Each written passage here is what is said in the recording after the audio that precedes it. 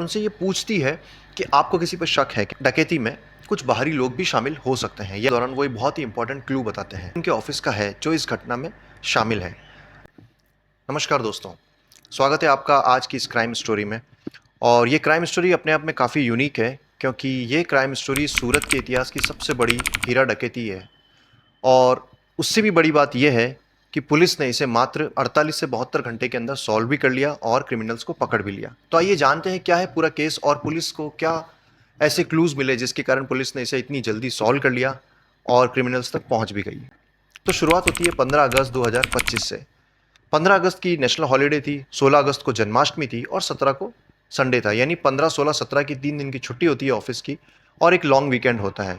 अब सूरत में एक हीरा व्यापारी होते हैं जिनके यहाँ पे 25 से 30 करोड़ की चोरी हो जाती है, या फिर सही मायने में कहें तो एक डकैती हो जाती है। चूंकि 15 अगस्त को राष्ट्रीय अवकाश था, यानी 15 अगस्त की छुट्टी, 16 अगस्त को जन्माष्टमी की छुट्टी थी और 17 को रविवार था, तो कंपनी के मालिक यानी देवेंद्र कुमार चौधरी जब 18 अगस्त को मॉर्निंग में अपने ऑफिस पहुंचते हैं तो वो देखते हैं कि कंपनी में एक बहुत बड़ा डाका डाला गया है।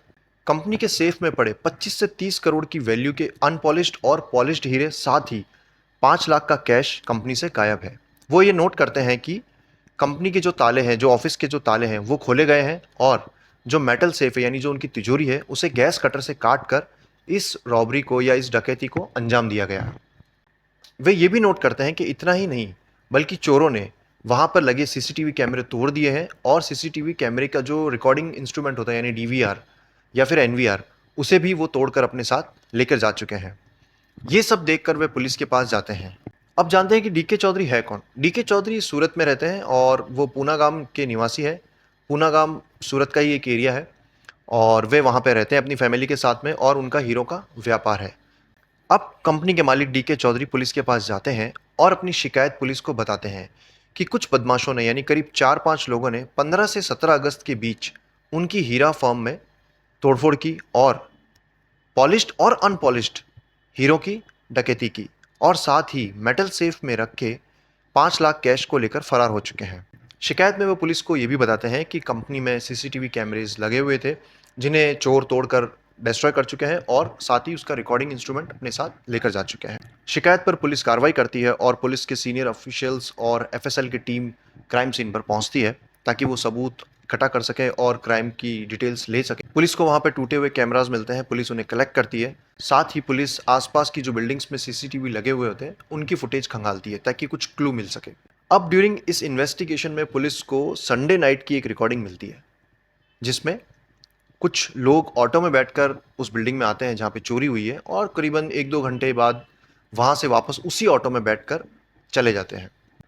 अब सीसीटीवी फुटेज देखने के बाद पुलिस त्वरित कार्रवाई करते हुए सेम डे यानी 18 तारीख को ही, जिस दिन ये कंप्लेंट लॉन्च होती है, उसी दिन उन 2 ऑटो रिक्शास को ट्रैक करती है और उनके जो ड्राइवर्स होते हैं उन्हें पूछताछ के लिए पाबंद करती है और उनसे बातचीत करती है। अब ऑटो रिक्शा ड्राइवर से पूछताछ के दौरान वो एक बहुत ही इंपॉर्टेंट क्लू बताते हैं।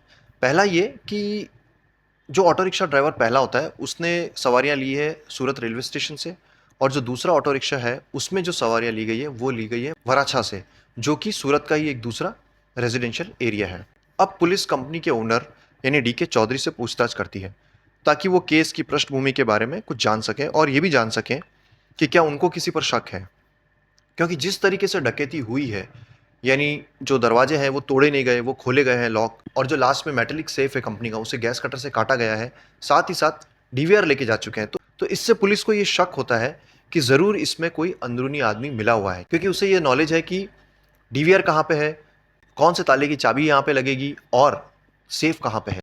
इनसाइडर जॉब है, यानी कोई उनके ऑफिस का है जो इस घटना में शामिल है। साथ ही साथ पुलिस को अपराध के स्थल पर सबूत के तौर पर सिगरेट के कुछ टुकड़े और गुटखे के पाउच भी मिलते हैं, जिससे पुलिस को एक निष्कर्ष ये भी निकलता है कि इस डकैती में कुछ बाहरी लोग भी शामिल हो सकते हैं, यानी बाहर के लोग भी इन्वॉल्व हैं और ये जो घटना घटी है ये किसी इनसाइडर की इंफॉर्मेशन शेयरिंग के कारण हुई है। अब क्या होता है कि पुलिस डीके चौधरी यानी जो कंपनी के ओनर है उनसे पूछताछ करती है और उनसे ये पूछती है कि आपको किसी पर शक है क्या। तो पूछताछ के दौरान वो बताते हैं कि उन्हें अपनी कंपनी के सिक्योरिटी गार्ड पर शक है जिसे उन्होंने पिछले 1 महीने पहले ही निकाला था। और इसमें सबसे जो ध्यान देने वाली बात यह है कि जो सिक्योरिटी गार्ड को जॉब से निकाला गया था वो पिछले 15 साल से डीके चौधरी सन्स में जॉब करता था और जब जो कंपनी के ओनर है डीके चौधरी से पुलिस पूछती है कि आपने इसे क्यों निकाला, तो वो इस सवाल का जवाब कुछ दे नहीं पाते कि क्या रीज़न था या क्या पुख्ता कारण था जिसके कारण उन्होंने उसे जॉब से निकाला था।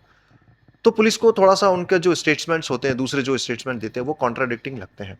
अब पुलिस यहीं से उनके बारे में इन्फॉर्मेशन निकालना शुरू कर देती है। अब ड्यूरिंग इन्वेस्टिगेशन क्या होता है, जब डीके चौधरी से पूछताछ चल रही होती है, तो पुलिस ये देखती है कि जो कंपनी का इंश्योरेंस है, वो भी केवल 10-15 दिन पहले ही रिन्यू किया गया है, यानी उसे 20 करोड़ का कर दिया गया है, जो पहले कम था। इससे भी पुलिस को एक शक करने का बेस मिलता है कि कुछ दिन पहले ही इंश्योरेंस रिन्यू किया गया है और उसकी रकम भी बढ़ाकर 20 करोड़ कर दी गई है। पुलिस तो उनसे बोलती है कि जो हीरे चोरी हुए हैं, उनके बिल्स दिखाइए आप, ताकि ये जाँच हो सके कि हाँ, हीरे कहाँ से खरीदे गए थे। बट वो पुलिस को वो हीरो की बिल्स नहीं दिखा पाते। अब जब पुलिस इन्फॉर्मेशन निकालती है तो पुलिस के दिमाग में कुछ सवाल आते हैं। कुछ मुख्य 8 या 9 सवाल होते हैं जिससे पुलिस को ये लगता है कि शायद जो इनसाइडर जॉब की बात सोच रही है पुलिस, उसमें डीके चौधरी तो कहीं शामिल नहीं है। तो आइए जानते हैं वो 8 सवाल या 9 सवाल कौन से थे जिससे पुलिस को शक होता है और वो शक पुख्ता होने लगता है। कैसे? सबसे पहली बात, बिल्डिंग में सीसीटीवी क्यों नहीं थे? फिर दूसरा सवाल पुलिस के दिमाग में आता है कि इतनी बड़ी कंपनी में छुट्टी के दिन सिक्योरिटी गार्ड्स क्यों नहीं थे? फिर तीसरा सवाल जो होता है पुलिस का, वो होता है कि कंपनी का कोई और दरवाजा क्यों नहीं टूटा? चाबियों से खोला गया था, राइट? फिर जो चौथा सवाल आता है, मेन गेट पर लगा ताला चोरी से केवल 8 दिन पहले ही खरीदा गया था। आखिर क्यों? क्या उसकी चाबियां शेयरिंग करने के लिए ली गई थी? फिर आता है नेक्स्ट क्वेश्चन, यानी क्वेश्चन नंबर 5 पुलिस के दिमाग में, कि बीमा पॉलिसी जो थी वो 10 दिन पहले ही रिन्यू कराई गई थी कंपनी की।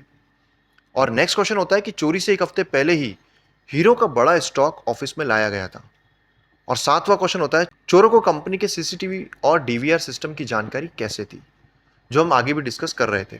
और उसके बाद जो आठवां सवाल पुलिस का होता है वो ये होता है कि मुख्य गेट का ताला टूटा नहीं था बल्कि चाबियों से खोला गया था, तो चोरों के पास चाबी कहां से आई? और जो नौवां सवाल पुलिस के दिमाग में था वो ये होता है कि पुलिस ने 15 तारीख की देर रात कंपनी के पास 2 ऑटो रिक्शा को ट्रैक किया था, राइट? अब कंपनी के आसपास नजर आने के बाद 2 घंटे बाद ये दोनों ऑटो रिक्शा लौट जाते हैं। अब जो सबसे इंपॉर्टेंट क्लू पुलिस को मिलता है वो ये होता है कि एक ऑटो रिक्शा के अंदर 3 लोग थे और दूसरी ऑटो रिक्शा के अंदर 2 लोग थे। और इन्हीं में से एक ऑटो रिक्शा के अंदर डीके चौधरी का एक छोटा बेटा भी नजर आता है।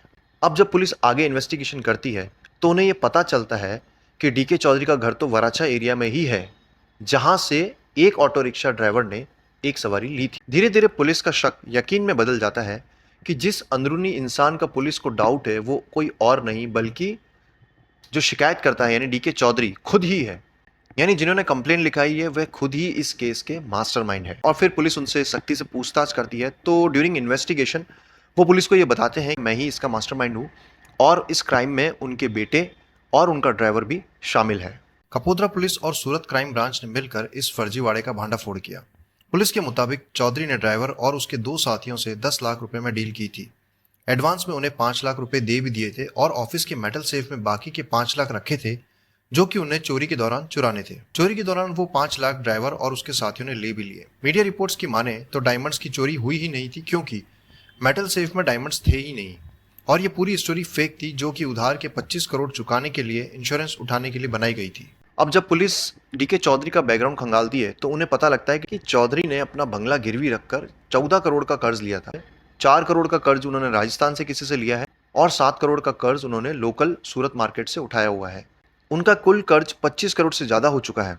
और इतना ही नहीं, उन्होंने अपना बीमा कवर बढ़ाकर 20 करोड़ कर दिया था, वो भी इस क्राइम के कुछ दिन पहले ही। इसलिए उन्होंने इस फर्जी डकैती को अंजाम दिया। डीके सन्स एक काफ़ी बड़ी कंपनी थी। कोविड-19 से पहले उसमें करीब करीब 1500 लोग थे, जो कि आज की तारीख में घटकर 10 से 15 लोग ही रह गए थे, जो कि एक बहुत ही बड़ा किसी बिजनेस के लिए डाउनफॉल होता है और किसी को भी स्ट्रेस में ला सकता है। प्रेजेंट की बात करें तो उनका बिजनेस काफ़ी कम हो चुका है, यानी आप खुद सोच सकते हैं कि जिस कंपनी में 1500 लोग काम करते हैं वो अगर 10-15 तक के लोगों में सिमट जाए तो ये काफ़ी स्ट्रेसफुल और दुखद होता है किसी भी बिजनेस ओनर के लिए। यानी अब ज़्यादातर जो उनकी कंपनी में काम होता है वो सिर्फ जो अनपॉलिश्ड डायमंड्स होते हैं उनकी नीलामी का काम होता है। विदेश में और बॉम्बे में इनका काम काफ़ी बड़ा है, as per the news and media report, जो कि अराउंड 300 करोड़ का है। तो फ्रेंड्स, ये थी DK Chaudhary and diamond heist की स्टोरी। तो दोस्तों, आपकी क्या राय है? डीके चौधरी को अपना कर्ज उतारने के लिए कौन सा रास्ता अपनाना चाहिए था? किस तरीके से वो अपने बिजनेस को डाइवर्ट कर सकते थे या सेल कर सकते थे या कुछ और कर सकते थे इस क्राइम करने के अलावा? ताकि वो अपने बिज़नेस को बचा सकते थे, अपनी फैमिली को इस कर्ज से निकाल सकते थे। तो फ्रेंड्स, आज की कहानी यहीं समाप्त होती है, इजाज़त लूँगा। अगर वीडियो का वे ऑफ प्रेजेंटेशन पसंद आया हो तो लाइक करें और चैनल को सब्सक्राइब करना ना भूलें। मिलते हैं अगले वीडियो में, तब तक के लिए स्वस्थ रहें और सतर्क रहें।